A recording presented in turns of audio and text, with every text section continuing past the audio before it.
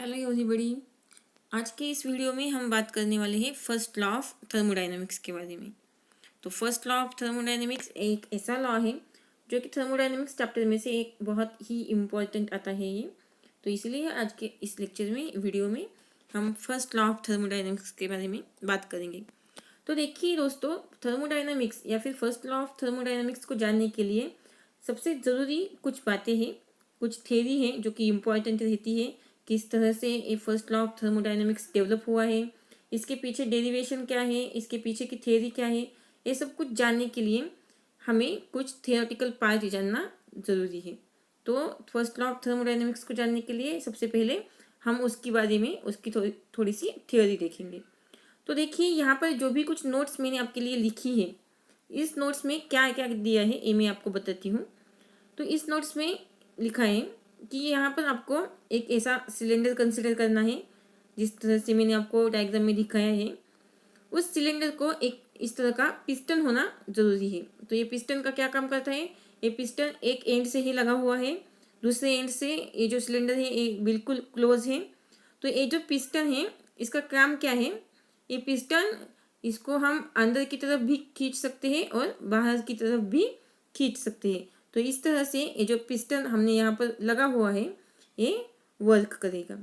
Okay, तो इस तरह से आपको क्या करना है, एक सिलेंडर कंसिडर करना है जिसके अंदर कुछ आइडियल गैस पार्टिकल्स हैं, जिसके अंदर कुछ गैस भरी हुई है। उसे एक इस तरह का पिस्टन है, उसका जो एरिया होगा सिलेंडर का वो हम ए से डिनोट करेंगे और उसका जो प्रेशर होगा वो हम पी से डिनोट करेंगे। ओके, सो इस तरह से ये जो सिलेंडर है हमें कंसिडर करना है। अब आइए देखते हैं ये सिलेंडर किस तरह से काम करने वाला है और हमें फर्स्ट लॉ ऑफ थर्मोडायनामिक्स देने वाला है। तो देखिए, यहाँ पर हमने ये जो सिलेंडर कंसिडर किया ये इसकी थ्योरी है।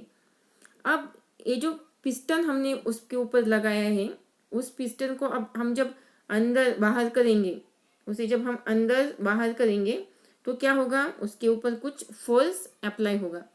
तो total force exerted by the system on the piston will be, कितना होगा वो force? F is equal to P into A. So force is equal to pressure into area, ये हमें पता है। तो इस तरह से ए इतना F is equal to P into A, ये इतना अमाउंट ऑफ फोर्स अप्लाई होगा किस पर? हमारे पिस्टन पे। तो अब देखिए, अब जब पिस्टन पे कुछ फोर्स अप्लाई होने वाला है तो पिस्टन क्या कर रहा है हमारा? अंदर की ओर और बाहर की ओर मूवमेंट कर रहा है। आप देख सकते हैं यहाँ पर, देखिए ये जो डायग्राम है यहाँ पर, ये जो पिस्टन है ये हम इस तरह से भी इसे घुमा सकते हैं और इस तरह से भी इसे बाहर निकाल सकते हैं। तो ये अंदर की ओर और बाहर की ओर काम कर सकता है। जब ये पिस्टन ऐसा इस तरह से काम करेगा तो क्या होगा, कुछ वर्क हो जाएगा हमारी सिस्टम पे इस पिस्टन की वजह से। तो ये पिस्टन क्या करेगा, हमारी सिस्टम पे कुछ वर्क करेगा। तो जो वर्क करेगा वो कितने डिस्टेंस में होगा? वो जो डिस्टेंस रहेगा वो डिस्टेंस रहेगा डी एक्स, क्योंकि ये सपोज ये इनिशियल पोजीशन है पिस्टन की। अगर हम उसे अंदर की ओर लेते हैं तो इस तरह से वो अंदर जाएगा।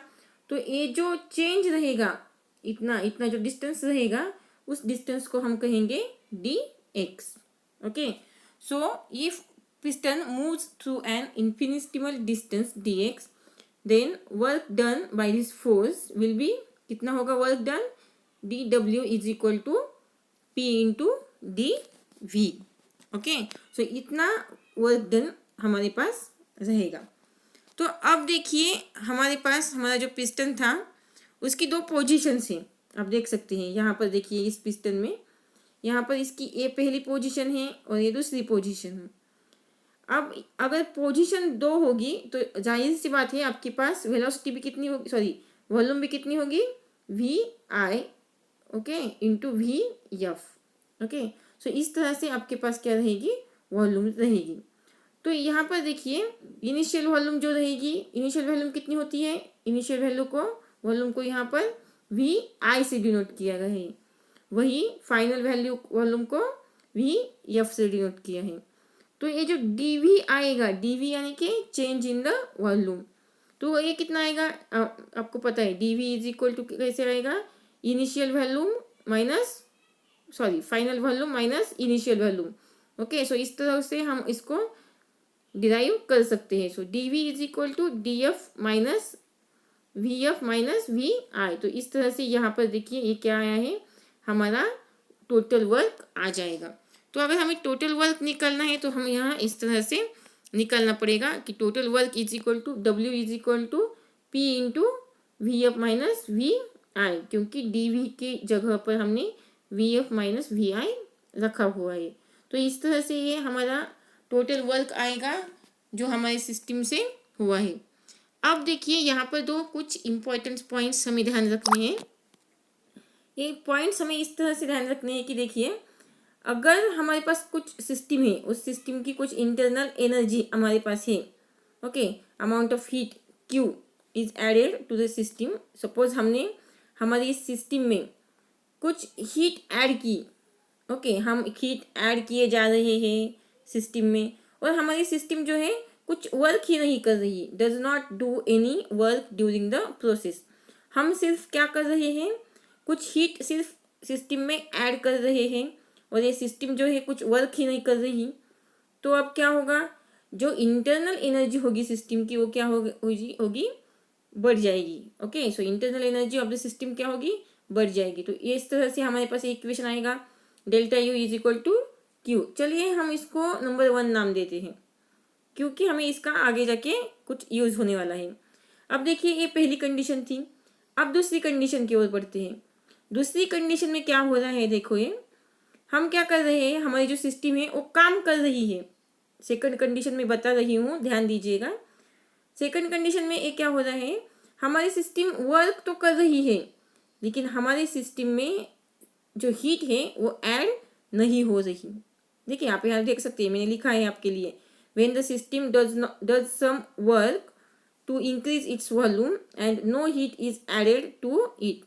अगर हम उसे कुछ हीट ही नहीं सप्लाई कर रहे हैं लेकिन वो काम कर रही है तो क्या होगा, उसकी जो सिस्टम होगी वो क्या होगी लूज होगी, उसकी जो एनर्जी होगी सिस्टम की लूज होगी। तो इस तरह से अगर सिस्टम की एनर्जी लूज होती है तो इस तरह से हमारे पास ये सेकंड वाला इक्वेशन आ जाएगा, ये delta U is equal to minus W. तो इस तरह से ये सेकंड वाला इक्वेशन आ जाएगा। तो ये दो जो इम्पोर्टेंट केसेस है आपको ध्यान रखनी होगी। अब देखिए आगे क्या करना है, आगे हम इन दोनों इक्वेशंस को क्या कर सकते हैं, इक्वलाइज कर सकते हैं। कैसे, देखिए यहाँ पर भी डेल्टा यू है, यहाँ पर भी डेल्टा यू है, यानी कि एक साइड इसकी सेम है तो ऑब्वियसली सेकंड साइड को हम क्या कर सकते हैं, इक्वलाइज कर सकते हैं।